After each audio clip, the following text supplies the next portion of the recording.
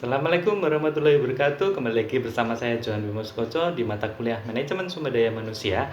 Mata kuliah ini diperuntukkan bagi mahasiswa di program studi Sarjana Terapan Manajemen dan Administrasi Logistik Sekolah Vokasi Universitas Diponegoro. Kita masuk ke materi kelima terkait dengan rekrutmen dan seleksi sumber daya manusia. Seleksi sumber daya manusia ialah suatu kegiatan untuk menentukan dan memilih tenaga kerja yang memenuhi syarat yang telah ditetapkan oleh instansi atau perusahaan, di mana seleksi sumber daya manusia ini menjadi hal yang paling penting karena pertama, kinerja instansi akan selamanya bergantung pada kinerja sumber daya manusia.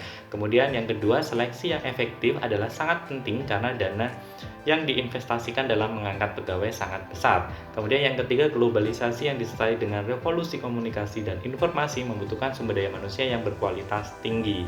Adapun kriteria dasar dalam seleksi sumber daya manusia, yang pertama seleksi berpedoman pada analisis jabatan, kedua seleksi harus efektif dan efisien, dan ketiga seleksi berpedoman pada perencanaan sumber daya manusia, keempat seleksi harus memperhatikan peraturan dan ketentuan yang berlaku, dan yang kelima seleksi harus dilaksanakan secara objektif dan jujur.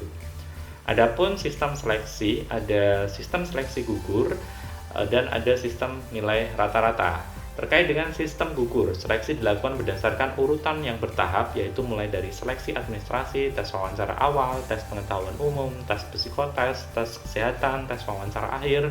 Secara bertahap, peserta tes harus lulus. Apabila tidak lulus di seleksi pertama, maka peserta tidak dapat mengikuti tes berikutnya. Kita akan membedakan dengan sistem nilai rata-rata. Sistem seleksi dengan menggunakan sistem nilai rata-rata dilaksanakan pada saat pelamar bisa mengikuti seluruh rangkaian seleksi, kemudian dihitung nilai rata-ratanya. Jika nilai rata-rata di atas standar atau minimal dalam batas standar, maka dinyatakan lulus. Namun jika jumlah peserta banyak, maka penilaian dapat dibuat sistem ranking. Sistem ini beranggapan bahwa kekurangan nilai pada satu faktor tes dapat ditutup dengan faktor tes yang lain. Kemudian untuk mendapatkan sumber daya manusia yang berkualitas, maka perlu dilakukan seleksi sumber daya manusia secara bertingkat, meliputi pertama, seleksi tingkat pertama adalah seleksi yang dilakukan untuk menyeleksi calon tenaga kerja baru sesuai dengan prosedur. Yang kedua, seleksi tingkat kedua adalah seleksi yang dilakukan dalam masa percobaan dengan mengamati sikap dan kemampuan kinerja calon tenaga kerja. Misalnya, kalau untuk CPNS, untuk organisasi pemerintah, lama percobaan biasanya 1 tahun dengan gaji 80%. Ini biasanya juga terjadi di beberapa organisasi privat atau swasta yang lain. Kemudian yang ketiga, seleksi tingkat ketiga, yaitu seleksi yang dilakukan dengan mengikuti pendidikan dan pelatihan atau diklat. Setelah lulus diklat akan diangkat menduduki jenjang karir tertentu. Adapun prosedur seleksi sumber daya manusia secara umum biasanya meliputi hal-hal berikut. Yang pertama, seleksi administrasi, kedua, wawancara pendahuluan, ketiga, tes psikologi, keempat, wawancara lanjutan, kelima, pemeriksaan kesehatan, keenam, persetujuan atasan langsung.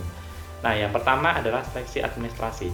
Surat lamaran pekerjaan diperiksa kelengkapannya sesuai dengan persyaratan yang ditentukan. Biasanya meliputi surat lamaran yang ditulis tangan atau diketik, fotokopi ijazah transkrip nilai yang dilegalisir, kemudian daftar riwayat hidup, fotokopi KTP, kartu kuning, surat kelakuan baik dari polisi atau SKCK, kemudian surat keterangan sehat dari rumah sakit atau puskesmas, surat pengalaman kerja, surat pernyataan bersedia ditempatkan di seluruh wilayah, dan lain sebagainya. Misalnya terkait surat pengalaman kerja, misalnya kalian pernah bekerja di beberapa industri terkait dengan logistik gitu, di pergudangan atau di transportasi dan lain sebagainya.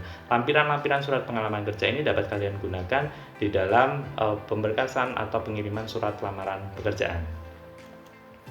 Nah, yang kedua adalah wawancara pendahuluan. Pada tahap ini, peserta dinilai dari kemampuan berbicara dan penampilan. Pelamar ditanya tentang kenapa melamar pekerjaan tersebut, menginginkan gaji berapa, kompetensi apa yang dimiliki, dan lain sebagainya. Biasanya di akhir sesi akan dibuka dengan kemungkinan ada pertanyaan balik yang diajukan pelamar kepada tim seleksi wawancara, semisal menanyakan gaji, seleksi selanjutnya, dan lain sebagainya. Bejo Siswanto menuliskan prinsip dasar wawancara kerja antara lain pertama, yaitu performance atau penampilan, cara berpakaian, bergerak, berjalan, dan lain sebagainya. Kemudian potential improvement, yaitu jawaban logis, sistematis, kreatif, idealis, dan lain sebagainya. Nah, yang ketiga ada skill profile achievement, yaitu prestasi ke depan, prediksi ke depan, kemampuan pemahaman makro dan mikro. Dan yang keempat ada personality attitude, yaitu motivasi pelamar, kejujuran, kematangan jawaban, kerjasama, kepemimpinan, dan lain sebagainya. Dan yang kelima ada specific value, yaitu latar belakang keluarga, hal-hal luar biasa, pencapaian hidup, dan lain sebagainya. Nah, yang ketiga, tes psikologi. Tes ini diadakan dengan tujuan untuk mengetahui kondisi psikologis dari pelamar. Tes psikologi dapat digolongkan menjadi 5 macam, antara lain tes kecerdasan atau intelligence test, kemudian tes prestasi atau achievement test, kemudian tes bakat atau aptitude test, nah, tes minat atau interest test, dan tes kepribadian atau personality test. Nah, yang keempat ada wawancara lanjutan.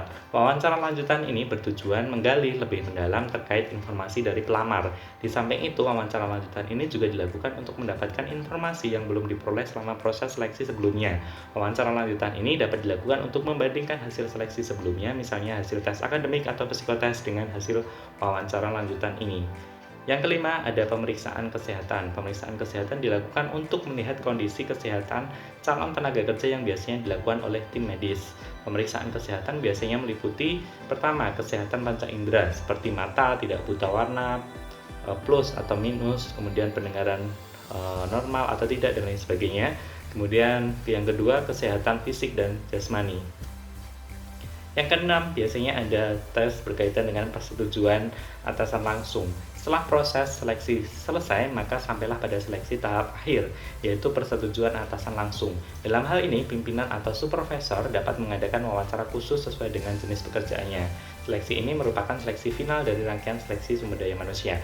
Misalnya, kalian akan ditempatkan di bagian pergudangan, maka yang menyeleksi adalah supervisor gudang atau warehouse supervisornya. Nah, untuk jabatan-jabatan yang lebih di atas, misalnya terkait dengan supply chain manager, terkait dengan supply chain-nya, kalian akan diwawancara oleh supply chain manajernya, begitupun seterusnya. Nah, demikian yang dapat kita pelajari pada materi kali ini. Terakhir saya mengutip dari Wayne Huixiang yang mengatakan bahwa sebagian orang bermimpi untuk sukses, sedangkan sebagian lainnya bangun di pagi hari dan mewujudkannya. Saya Johan Bimo Sukoco, sampai jumpa di materi-materi berikutnya. Salam sehat, Assalamualaikum warahmatullahi wabarakatuh.